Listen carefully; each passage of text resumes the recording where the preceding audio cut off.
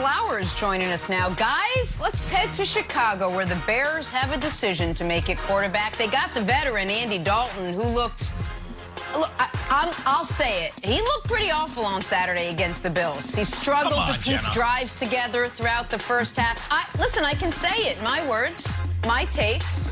That's what I thought. Justin Fields came on for his work. He looked better at times. Here's head coach Matt Nagy. Matt Nagy after preseason game 2 on the state of his quarterbacks. The stock of Andy for us is going to be something for us is seeing what he does during the season. You know, that's how we got to be able to see what can Andy do during the season with this team and with these guys. That has been our plan this whole entire time. At the same point in time, we also need to evaluate and see where Justin's at and what he can do. And again, he's doing everything that we're asking him to do. He's doing great. So I think it's a good situation for us, and I truly understand the I don't know what the word would be, but the want for people to want to see more Justin and all that. I get that. But we also understand where we're at and what the true plan is. And all we can do is ask Justin to keep playing, and he's doing it, and Andy to keep playing, and Nick to keep playing. Yeah. All right, so let's take a look at the numbers this preseason for both guys, for Dalton and for Fields. Just that one touchdown pass for each. Fields, though, you know he's got that added running dimension to his game. Nick, let me start with you. What do you make of Nagy sticking with Andy Dalton as the Bears' starting quarterback heading into the season? Yeah, it's obviously a mistake, and it's something I don't even think he wants to do, but it feels pretty obvious to me the Bears are suffering the consequences of having made a bad promise. They made a promise without giving themselves an out. I did this once. Prior to working for Fox, I moved around a lot with my family, and when we were down in Houston, I thought we were moving to Los Angeles, and then we ended up not moving. It was right before, it was about a year before my son was senior in high school, and I promised him, I'm like, listen, now that we're done with that scare, I promise you we will not move for your senior year. About 2 months later, Fox offered me the job. I'd made that promise without giving myself an out, and I ended up commuting Houston to Los Angeles for a year. Did I enjoy that? No. Was my wife happy about it? No. But I had made a promise without giving myself an out of, unless something crazy happens. The Bears signed Andy Dalton, Brandon, to me it's pretty obvious, and promised him he would be the week 1 starter. And they did not give the out of, unless, you know, we draft a quarterback who's demonstrably better than you. And because of that, and because I don't think they want to lose credibility with future free agents, they don't want to break their word publicly, they are going to go down the hole of, well, we got to keep our promise, even though I don't think anybody wants to. So I think that's where they're at. I think Justin Fields will, in short order, be the starter, but they have to keep their promise to Andy Dalton, and that's why he's going to be the week 1 starter. Nick, I understand what you're saying when you say the Bears and Matt Nagy probably promised Andy Dalton a starting role coming in, but loyalty means nothing in the NFL. You know who else promised a quarterback a starting role? Seattle Seahawks to Matt Flynn. And they gave him a big deal. But you know what? When Russell Wilson came in, guess who was the week 1 starter because of his play, how the team rallied around him, and what the fan base thought of him. Right now, this Bears franchise, they've been praying for decades for a guy like Justin Fields to come in. And when he comes in preseason and light it up the way he does, you have to roll with a hot hand. Matt Nagy, if he starts Justin Fields, this is not trial error. You're not taking a big risk. There's been a case study. It's been young quarterbacks that's been starting on day 1 that was successful. You know, you got the Deshaun Watsons, you have the Lamar Jacksons, you have the Dak Prescotts, the Russell Wilsons. Patrick Mahomes was the starter in year 2, but it's been proven this isn't the late 90s, early 2000s where quarterbacks got to sit now.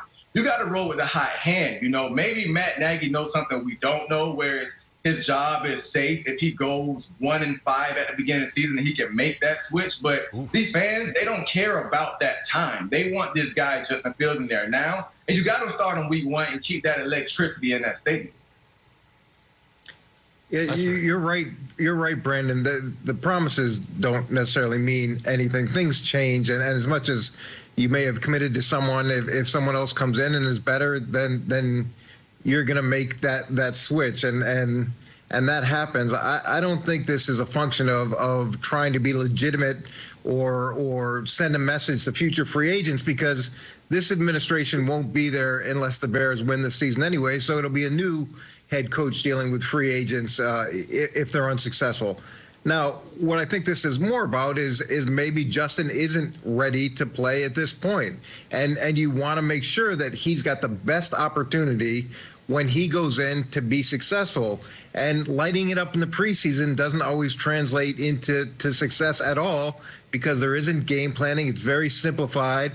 If you can give him an opportunity to sit for even a few weeks and see what game planning is like, to go through that process, to give him more time to understand how this works, he could be in a better situation. You saw him get blown up against Buffalo, and part of that is something that he should have been able to get out of. The linebacker clearly walks up on the edge. The protection is going to the left. It's obvious there's only one real threat that could hit him, and he sends the protection to the left and doesn't get out of it, and gets lit up. And this is what you don't want to happen, especially if you don't have the most solid offensive line. You don't want to get this kid killed early, and I'm not saying you want to get anybody killed early, but at least Andy should be able to get in and out of protections and be able to ideally get into better situations if problems come up that a young guy typically isn't going to see. So, Coach, they play the Rams on the road week 1. Do you think this is a specific, like, Aaron Donald decision where it's like, man, we don't want to play the Rams defense, on the road. We've got the Bengals at home week 2, but, like, let's just put Dalton out for week 1 and then maybe make the switch later on, but have you avoid, like, the league's best defense in your first game? Yeah, Andy Dalton has the shortest runway of any starter, and that's obvious. But going into week 1 against a very difficult defense, against a defense that can give you multiple looks, that can give you multiple coverages, to be able to go in with a veteran that can get you in and out of plays, can get you in and out of protections. It's not saying that Justin doesn't have the capacity to do that. It's just Andy's in a better position to do that early. And the worst case scenario is when you have a young, talented guy that goes in and gets beat up in the early part of the season because he's just not ready. Then you've made a mistake as a coach to put him in a position that he wasn't as ready for as he could have been, especially when you have a veteran guy that can carry the water for a little while. But and I've heard this before. The starter, the veteran, might not be as mobile, but he's going to be able to get us in and out of protections. We don't want to throw him in, to Lions Den week 1. And that's actually how Deshaun Watson's career started. Deshaun Watson, week 1, his rookie year, the Texans are playing the Jags. And this is 2017 when the Jags had that awesome defense. And in the brilliant wisdom of Bill O'Brien, he's like, nope, not starting a rookie. Tom Savage is our starter.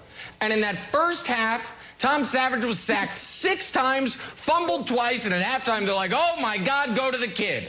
And he never looked back. And could that same situation play out because the Bears have a bad offensive line potentially? I know it's obviously early, but it's not rated to be great. Yeah, it could. I want to ask Brandon this question, though. Brandon, I assume that Andy Dalton in practice has looked like Andy Dalton. Wilds during the break was like, oh, I got to find my bad Andy Dalton stats. And I just text him a screenshot of his last 4 years. It's like, hey, there you go, all of them.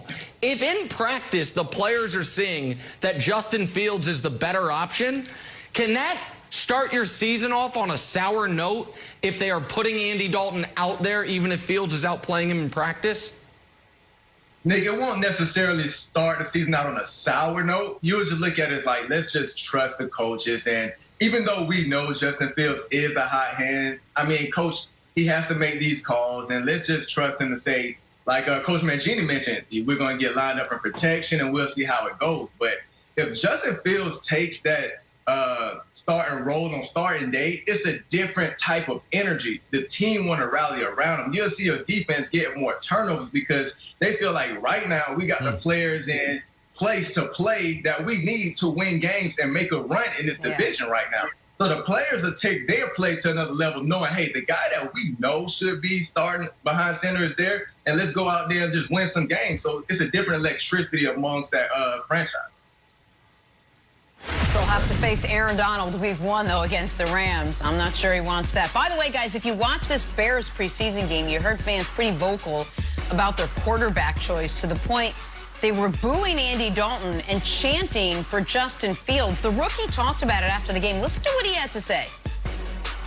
Yeah, I noticed it. Of course, the fans are awesome getting me out there, but they also have to realize, Andy's a human being too. Andy's out there on the field right now. So I really just think it's kind of disrespectful to Andy, them cheering my name out like that. And, they have to, trust in coach to, make sure he's making the right decisions and, just cheer Andy on. Like that's not helping Andy play better than cheering my name. That's not doing none of that. So, I would say, my advice to them would be just cheer for who's out there playing on the field. Brandon, I know that was the right thing to say. It was also a great thing to say. I love that from the rookie. What did you make of that from Fields? I like it. Andy Dalton is his teammate, and you can see Andy Dalton taking him under his wing. When you don't want your guy who you are competing against to, get booed by the crowd or the crowd uplifts you, that shows that this guy's been showing you nothing but love. He wants you to succeed when you get on the field. So I understand that. But Justin Fields also needs to know